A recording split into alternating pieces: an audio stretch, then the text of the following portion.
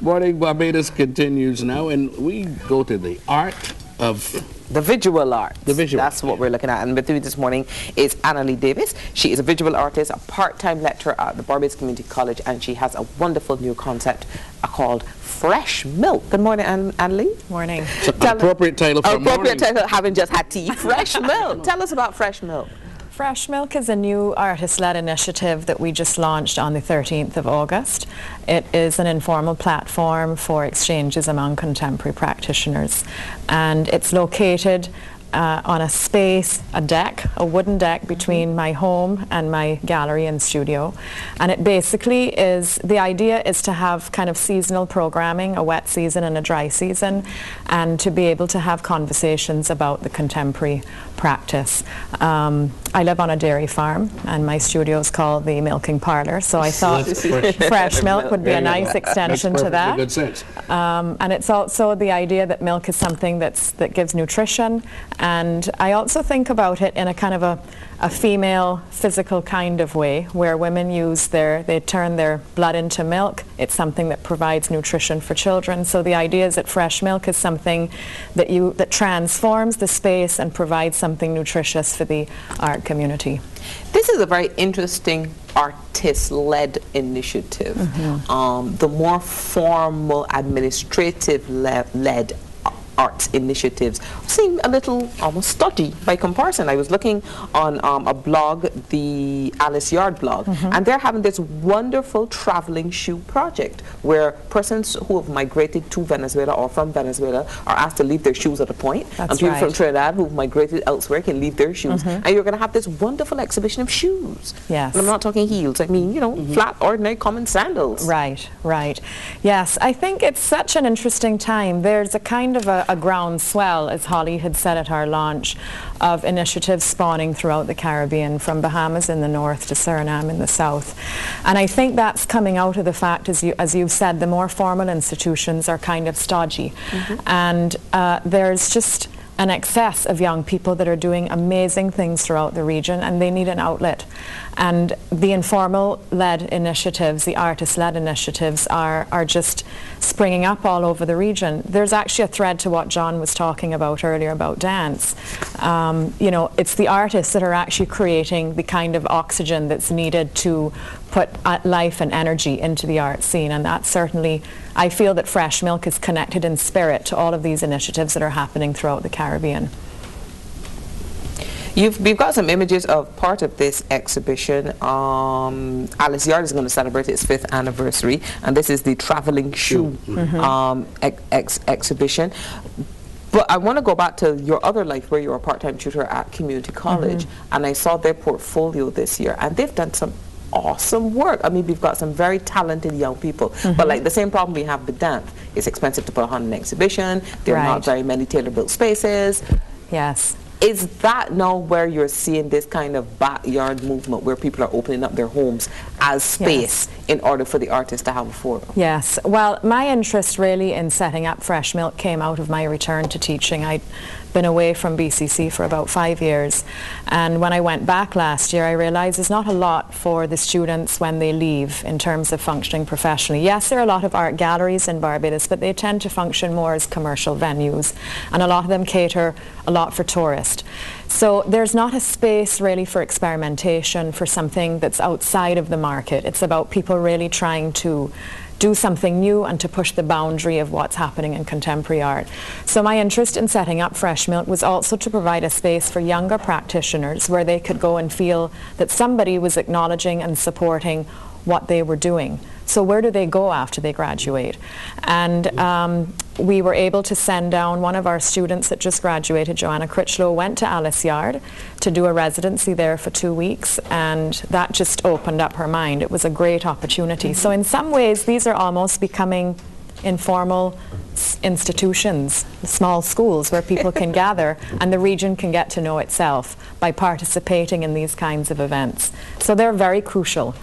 Well, is Fresh Milk then just a forum for presenting work, or are there discussions where you look at opportunities to find venues and find different areas for the presentation of your work? Well, what we had on the 13th, we invited up, there are two Vincentian women that have just published an amazing art magazine. Jewel has one and I have the third one. She has the first, I have the third. We just launched their third issue.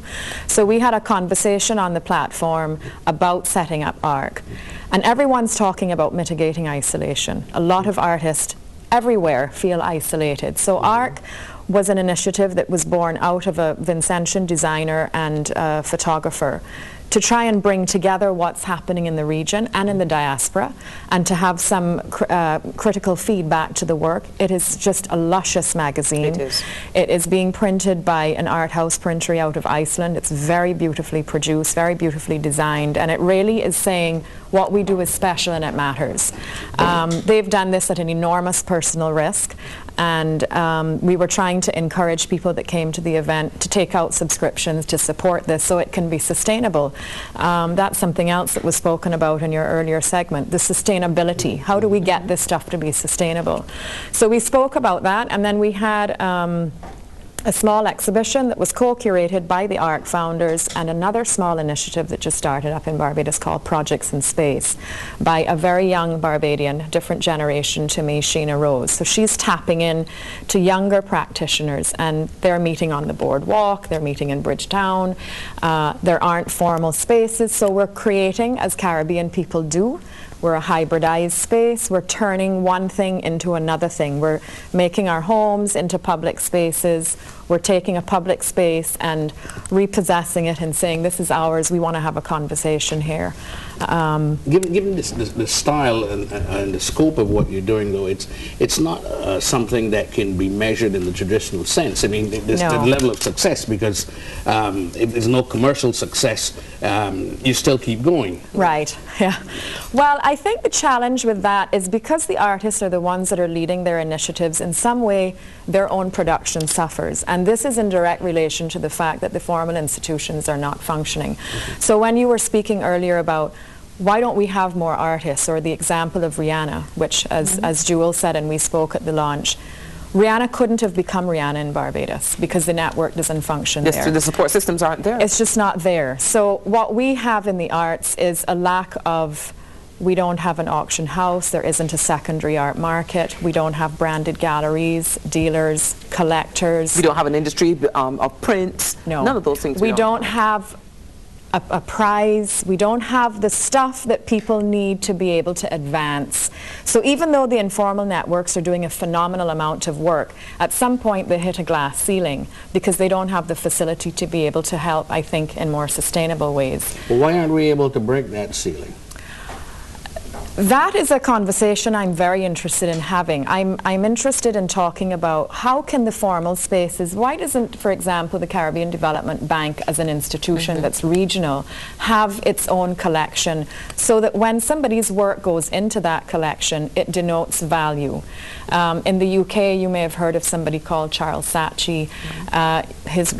He acquires your work, the value of your work increases. You know, there's the Turner Prize. We don't have those equivalents. Those kind of national prizes. Although I know the Central Bank is doing good work in terms of the Crop Over Visual Arts exhibition. They acquire a prize, and there's the governor's prize. That's right. But that's on a very small scale. That's just the one. That's just the one with the one event. But why don't the 4,000 hotel rooms in Barbados invest in local prints? I mean, those are some of the questions I'd like answered. Yeah, that's a good question. But I also understand that there's opportunities within the Hotel Act or whatever it is that they can purchase those prints and get it. It is tax refundable. I may be a little off on the facts and the logistics, but that is very much there. Yes. So why aren't they tapping into that kind of to that energy in the market? It'd be lovely to go into a hotel and see prints and go, oh look, that's Anne Lee Davis's work. You know the work. Well, you know, Casuarina did that under the stewardship of Bonnie Cole Wilson. Bonnie did a wonderful She job had an there. amazing collection, and that made a huge impact. You know, it really impacted on people. The nation as well sponsors a Lifetime Achievement Award. That's right. I think Ras Akim was the That's right. He was the most this recent. Yeah, he was the most recent. But those discussions need to happen. There was an interesting article out of Trinidad about the impact of Alice Yard versus the new Performing Arts Centre that cost many millions of dollars to construct, and how Alice Yard, without really a budget, has had the impact many times over than this huge national performing centre. And I think it's because they are working with people on the ground. It's kind of a grassroots organisation, and they're acknowledging and supporting what younger people are doing. I'm going to ask my producer to bring up some of those photos that we have. I think this one would be the photo chocolate. Oops, we're still waiting on those photographs. Coming. The photographs are still coming. Chocolate melted. But we seem to be always going and having this circular conversation, because we seem to be always at this place. Now, there you go, the chocolate. Now that is lovely. I like that. Yeah, Brianna McCarthy is working out of Trinidad, and she was featured in the second ARC magazine. She was on the cover of their issue. Again, a young Trinidadian artist who's been working in a kind of a collage way.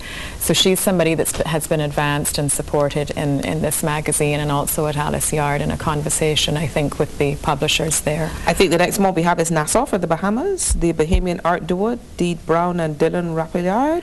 Out of the Bahamas, you've got something called Pop-Up Studios, and that's an initiative that's been led by John Cox and Heino Schmidt. And some of the artists that are working there, they've turned, again, what used to be a bed and breakfast into a kind of residency space. So they're welcoming artists in from around the Caribbean to work there and to interface with what local producers are doing.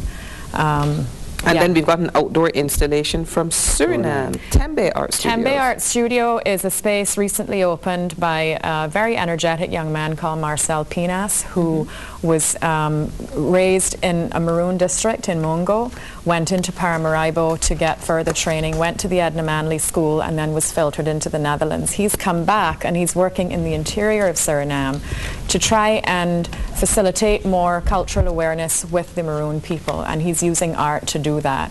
So Sheena Rose, our Barbadian artist, actually went down and did a 3-month residency there. Because she won the Carmichael Prize, I think it was about 2 years ago. Yes, she's been doing well. She's a very talented young woman. She's very energetic. She has a nice spirit and energy about her, and she seems to have the capacity to bring people around her, and she's drawing people. So her participation in Fresh Milk really brought out and this is Alice Yard.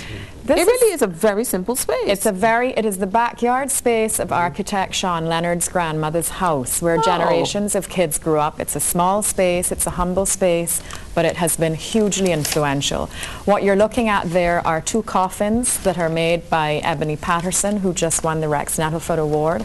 And she went to do a 2-week residency, and within a couple of days there were 9 murders. And she decided that she was going to create these coffins, decorate them in a bling kind of way, and there was a procession through the streets of Port of Spain to bring awareness through her work as a cultural practitioner to the issue of crime. And it got lots of coverage, and there was huge interest and support.